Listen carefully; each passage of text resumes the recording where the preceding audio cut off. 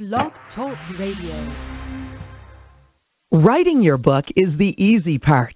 Promoting your book so readers can find and purchase it is the hard part. Welcome to the Author Chat Show, hosted by author-publisher Lynda D. Brown. Follow us at www.facebook.com/authorchat. And to contact the show to promote your book, contact me at theauthorchatshow@gmail.com. Stay tuned and listen to today's show.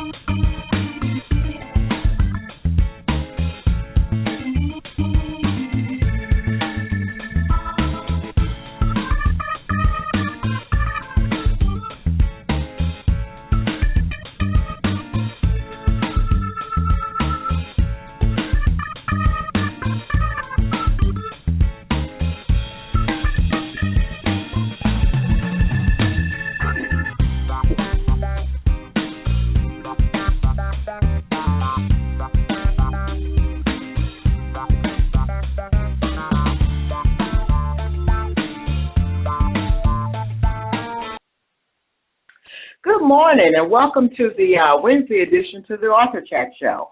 I'm your host, Lynda D. Brown. My guests today are authors Rick and Wendy Walleigh. They are going to be joining me to chat about their new book, From Silicone Valley to Swaziland, How One Couple Found Purpose and Adventure in an Encore Career. Now, this is the first time the Walleighs have been on the Author Chat Show. And we'll be right back to discuss their book after a word from today's sponsor. Primestar Publicity and Public Relations is a full-service firm ready to fill the needs of their clients. Owner Helen Cook has more than 32 years of publicity, public relations, advertising, and marketing experience. And she focuses her professional talents on working with her clients' strengths to create customized, strategic campaigns, whether their needs are great or small. Radio, TV, print, internet, publicity, marketing, creating a social media presence, branding, client positioning, author tours, speaking events. These are just some of the services Primestar provides for their clients. For a complete list of services and other information about the company, please visit our website, www.primestarpublicity.com, or email Helen at helen.cook@primestarpublicity.com. or phone 903-654-0938. Primestar's home office is located in the Houston, Texas area.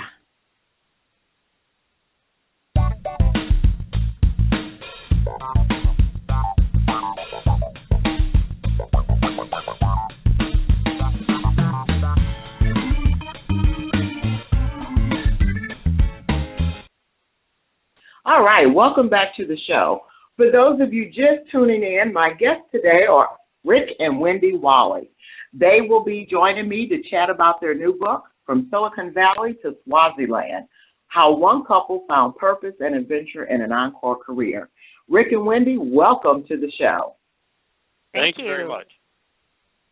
Now, the first thing I want to do, and unfortunately I didn't get a chance to ask Wendy when I had her on before the show, am I pronouncing the last name correctly? You are. All right. Great. Now, guys, since this is the first time on the Author Chat Show, why don't we get started by you telling us a little bit about yourself, and then we'll jump right into the book. Rick, why don't you go first? Okay. Well, both of us had long, successful careers in Silicon Valley. We didn't hit a big IPO and get rich, but we did have good careers.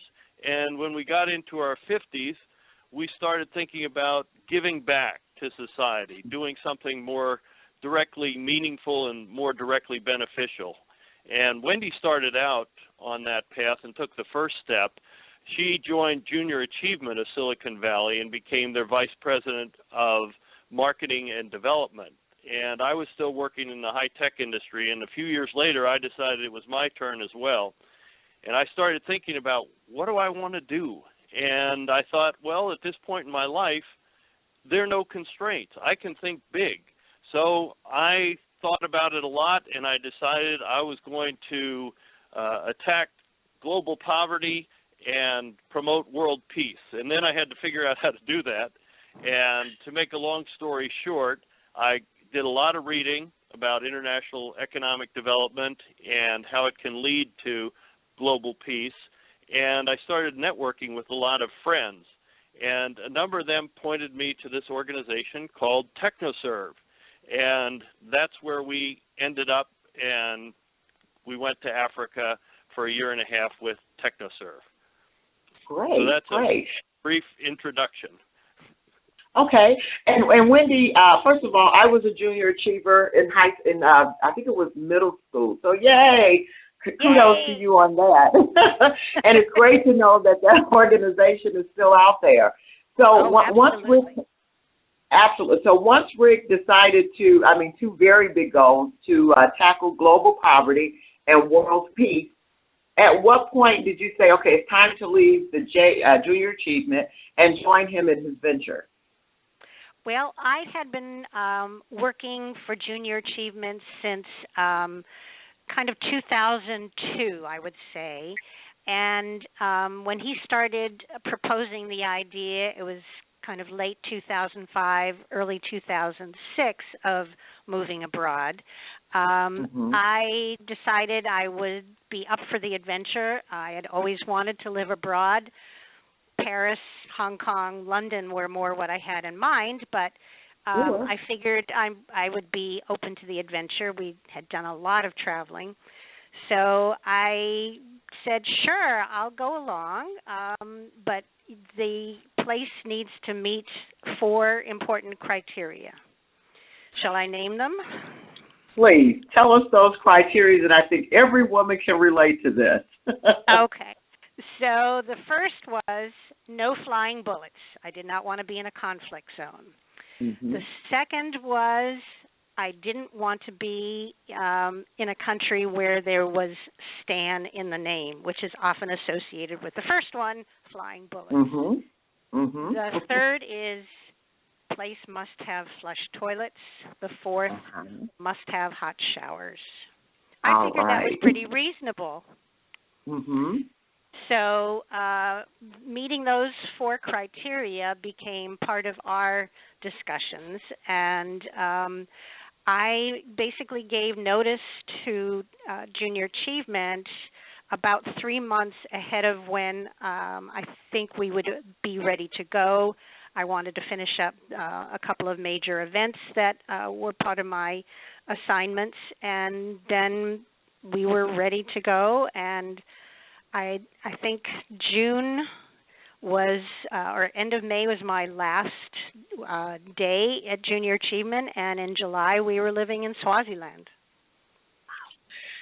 Okay, I mentioned to Wendy before we came on, Swaziland. This is in Africa. As an African American, you guys have a way more courage than I do. What in the world possessed you guys to go to Africa?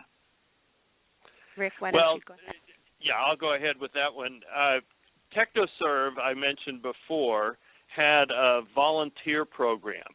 And so we were interested in, they call it volunteer consulting, because basically you go into the country and you consult either with small businesses or sometimes agricultural businesses, or in Wendy's case, she actually worked with youth in the country. But what we did was, when Wendy was ready to leave Junior Achievement, we submitted our resumes to the volunteer consulting program at TechnoServe, and then they sent them out to their various country directors. They also work in Latin America, but we don't speak Spanish, so we weren't going to Latin America. We pretty much knew we were going to Africa, but we didn't know what country. And so almost immediately after they sent out the resumes, we got a response from their country director in Swaziland saying, "Can you move to Swaziland later this week?" And we said, well, not later this week, but it was only a few weeks, and then we moved to Swaziland. They liked my consulting background because they were consulting to a lot of small businesses, and they liked Wendy's background in junior achievement because one of the things they wanted to do was to set up a youth entrepreneurship program. So she was really enamored with what she saw in our resumes and basically said, "How soon can you get here?" Exactly. Now, Wendy, was there a language barrier? I know you said you didn't do the Latin American countries because you don't speak Spanish. No language barrier in Swaziland? Well, the main language of business throughout the world really is English, and that is true in Africa. If you are a professional person in some sort of either corporate or government kind of job, you are going to speak English. So even if you have one or two other languages that you speak, whether it's your tribal tongue or another language like Afrikaans if you're in South Africa, or Swahili if you're in East Africa, English is going to be your language if you're in business. So no, there were no real language barriers. Siswati is the language of the Swazi people, and it's really only spoken by about 1 million people, so it didn't seem worth it for the 6 months we knew we were going to be there to learn that language. Okay. And one of your criteria were, as you mentioned earlier, no flying bullets. I know, so you guys were there, what years were you actually there in Swaziland? We were in Swaziland the second half of 2006. And so we were in Nairobi the 2007. Great. So great, because of course we then start having the terrorist activity over there, and not real sure if that whole it's called Boko Haram, where they were kidnapping the girls. Was that close to an area where you guys were? No. So Boko Haram is in Nigeria. Al-Shabaab would have been the closest, and that was just north of Kenya in Somalia. But no, the most violence at the time anywhere in either of the countries we were in was towards the end of 2007. The presidential elections were about to happen, and there was just some political unrest between two major tribes of supporters for the two different major presidential candidates. Okay. That was in Kenya. Okay, that was in Kenya. Nothing in Swaziland. Great. And for those that are listening, just like they mentioned, those political confrontations can be very, very dangerous. So I'm glad that you guys weren't there. Well, like you said, we're on your way out before all that took place. So that's really great. So you wrote the book, From Silicone Valley to Swaziland. What is it with your book?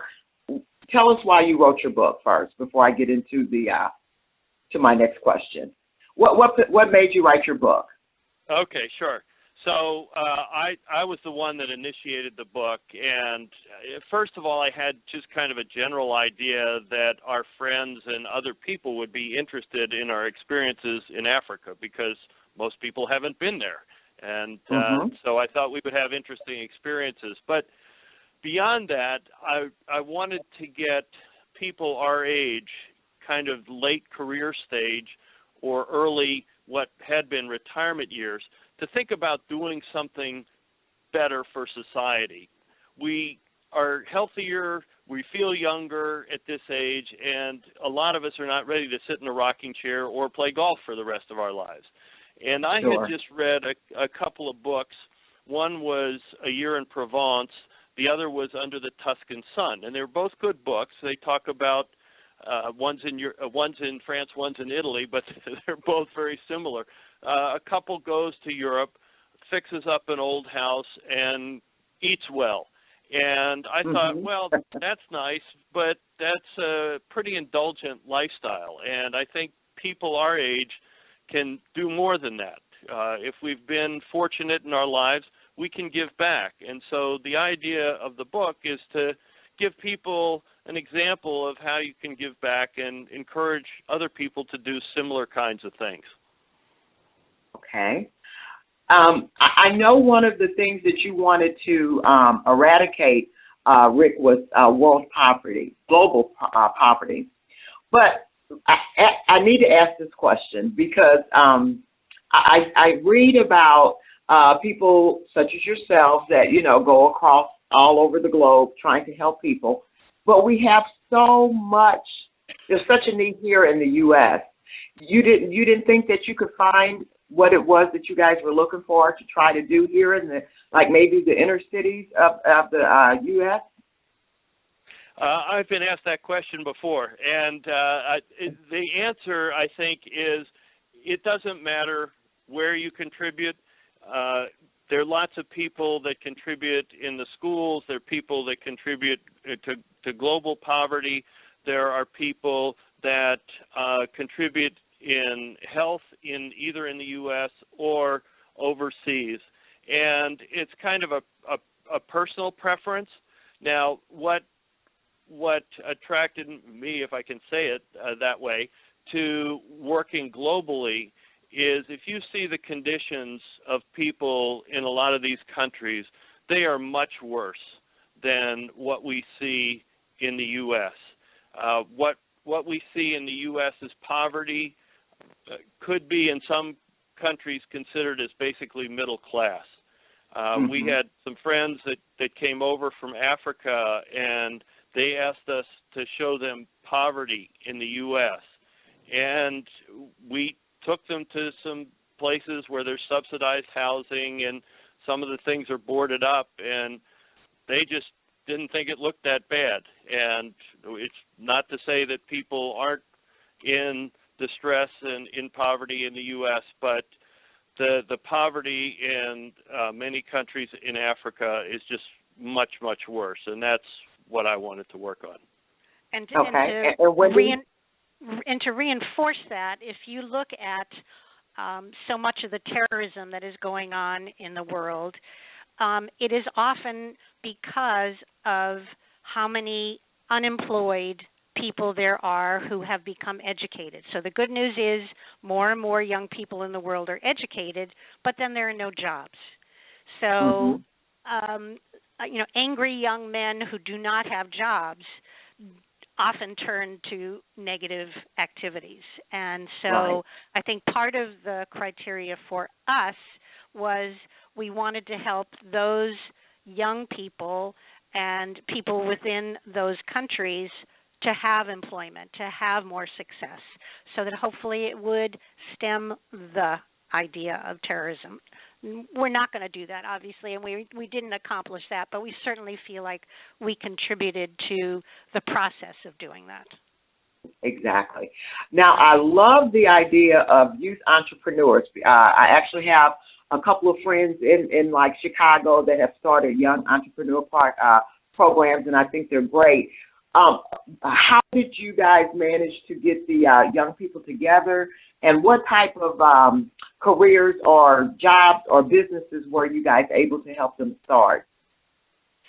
Well, there were two things that I worked on in the two different countries. One in Swaziland, because, again, of the high unemployment, the goal was to help establish youth entrepreneurship because the jobs in the country were mostly available either through government or through large corporations. So coming up with your own businesses is an alternative way, as you know, to create employment.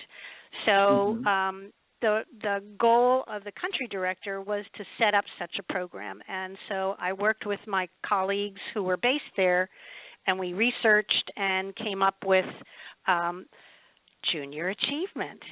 So we ended up, after researching and talking to Junior Achievement in South Africa and Junior Achievement President for Africa, we ended up being able to establish that. The program was successfully piloted while I was still there, so it was quite a sense of accomplishment going from, idea and concept to actually birthing it. So it was piloted, and the program is actually still successfully going on. And in fact, over the last few years, the JA Swazi program has competed across Africa with the JA Company program competition, and they won 5 years in a row.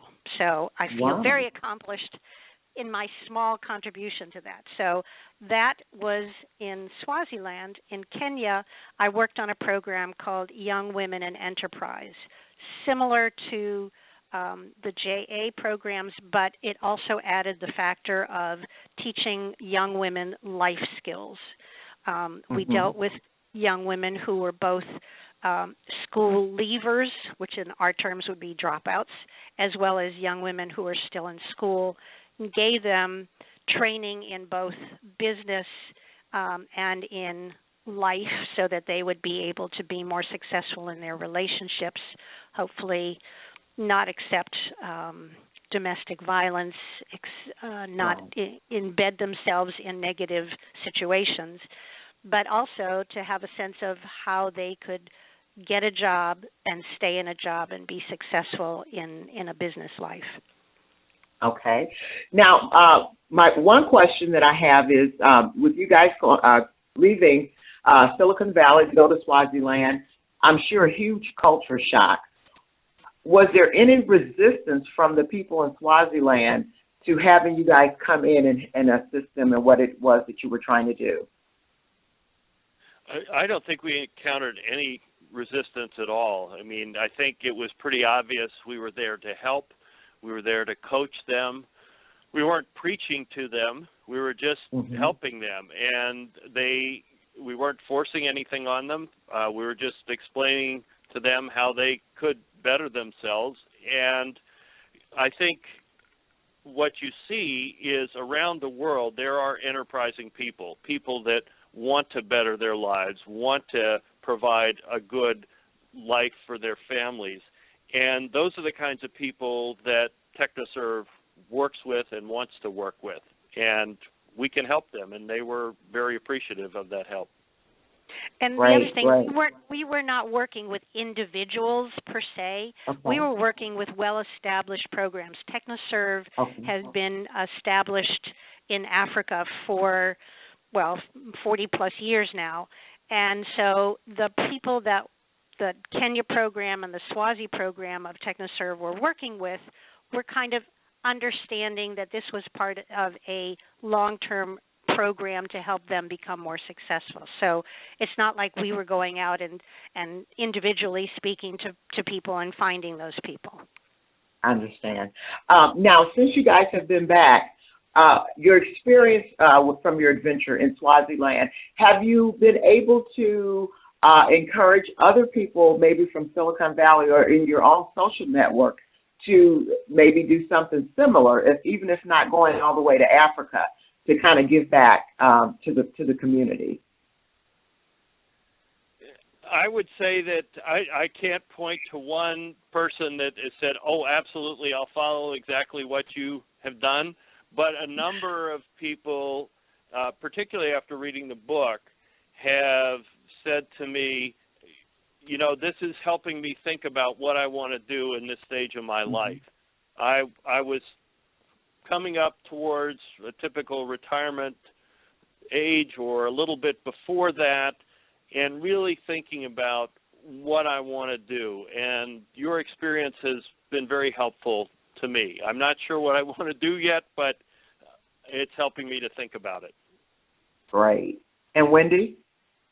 Well, I think the goal of what we have done was not to dictate to people, but to inspire. And I know I've talked to people in my age group who are, kind of already thinking about what they want to do long term, and are already starting to become active. So, like Rick, I'm not sure that I've been the exact inspiration, but certainly I've reinforced whatever people are thinking about doing. And I know the other thing is, both Rick and I have been asked more specifically, well, how did you approach doing this? So I think we have talked about how we found our paths, and each one of us kind of approached it in a different way. So I think in a tangible sense we can't point to anybody, but I think we have mentored and we have talked to people and kind of set an example that we hope other people among our friends will follow. Wonderful. And so what are you guys doing now? So you've had your adventure, you're back here in the U.S. Have you taken some of the things that you learned working with TechnoServe to help bring back to maybe some of the communities here in the U.S.? Well, I've continued to work with TechnoServe. I work part-time as what they call a senior advisor to the executive team at TechnoServe. And I tell everybody, I think the senior means that's a high-level position, not related to my age, but I'm not so sure. I might be a senior advisor because of my age. But in any case, I work part-time for minimum wage, and I work primarily like an internal consultant to TechnoServe, working on projects. When they have issues, the COO or the CFO have issues that they'd like to address, but it's kind of lower on their priority list, they can give those to me, and I can devote full attention to those and get those worked out or solved. And it helps them a lot. It gives me something to do and keeps my mind stimulated, and so that's my ongoing contribution. And along with that, okay, go ahead.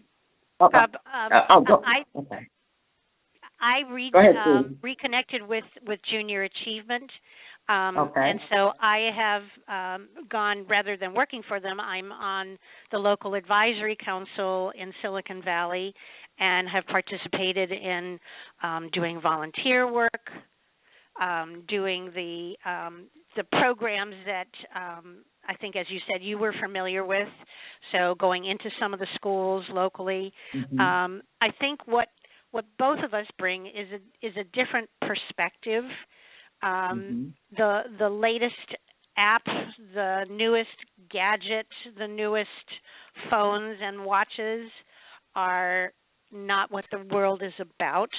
I think we bring a different perspective that when you see people who are living on $2 a day or less, and actually are not miserable, but they have goals, they're ambitious, they want to do well for their children, those are the people who inspire me to kind of bring that perspective to whatever work I'm doing. And I've also done some part-time work for TechnoServe as well. Junior Achievement of Swaziland was established and run by TechnoServe for the first few years of its existence, and then TechnoServe wanted it to become independent. So I was working with the country director on that. So I've made some contributions back towards that, but I think most of what we have been focused on is Rick on TechnoServe working long distance and me helping the junior achievement programs to be successful in Silicon Valley. And actually most of junior achievement programs are focused on disadvantaged and underserved communities. So I feel very good about that as well. Great. And was it hard to readjust to life back in the U.S. after you returned?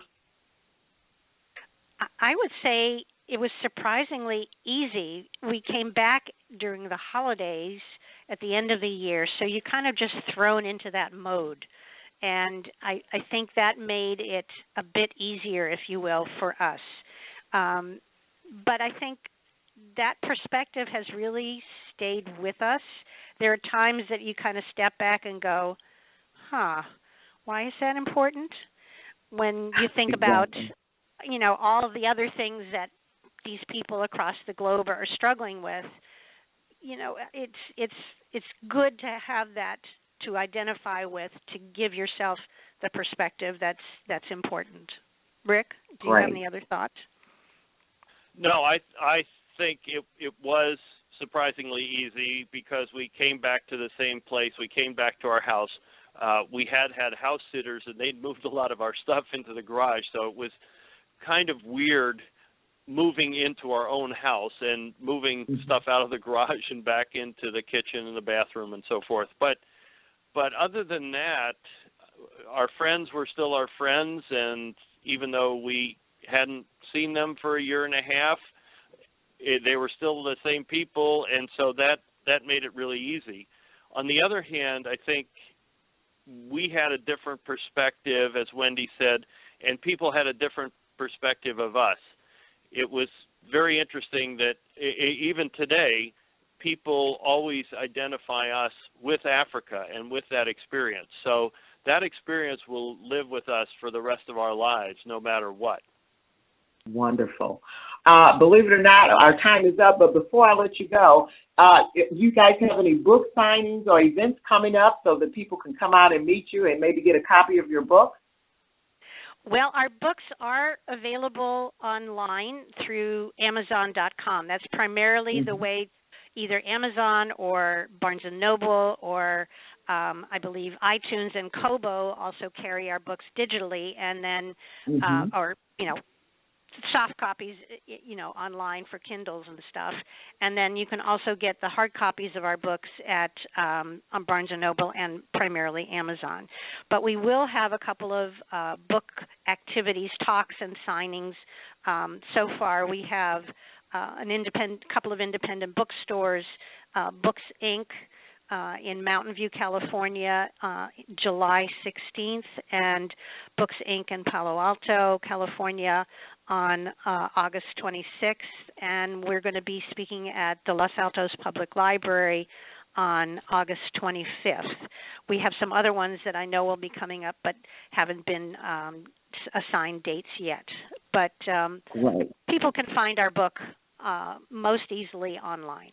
And by the way, all of our book royalties go to TechnoServe. So we're not making money on this.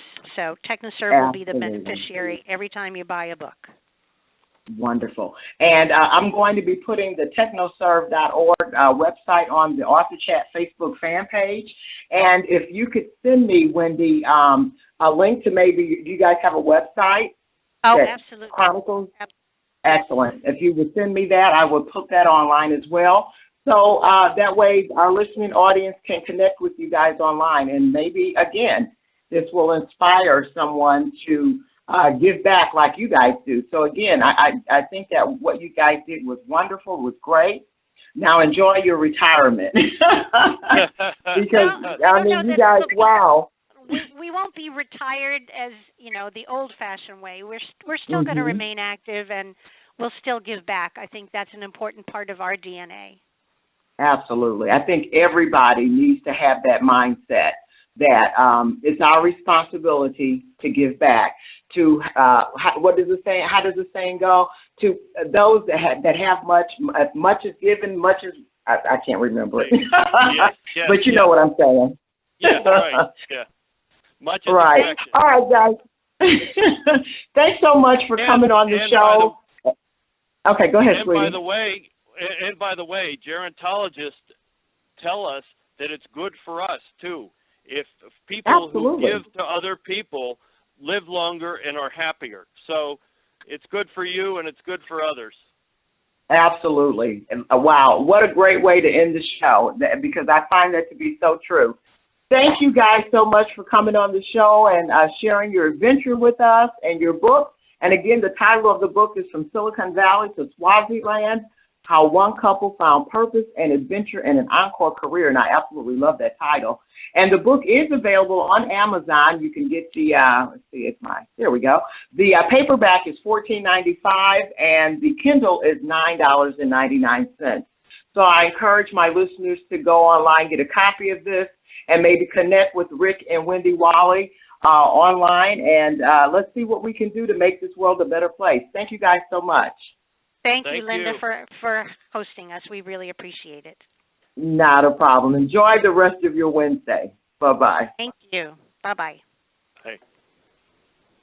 All right. Again, that was authors Rick and Wendy Walleigh. Again, that last name is spelled Walleigh. And the title of their book is From Silicone Valley to Swaziland, how one couple found purpose and adventure in an encore career. Like Wendy mentioned, you can definitely find it online. Paperback is $14.95. The Kindle is $9.99. You can also check out the organization that they mentioned. I will be posting this on the Author Chat Facebook page. It's called technoserve.org, and it's got a lot of information on there and how you can actually partner and work with them if you're interested in giving back. Because, again, I think that's great. Too much that's given, much is, I can't remember that saying. I can't believe I can't remember that saying. Well, thank you so much for tuning in with us today. It's been an absolute pleasure to spend Wednesday morning with you. We'll be back on the show.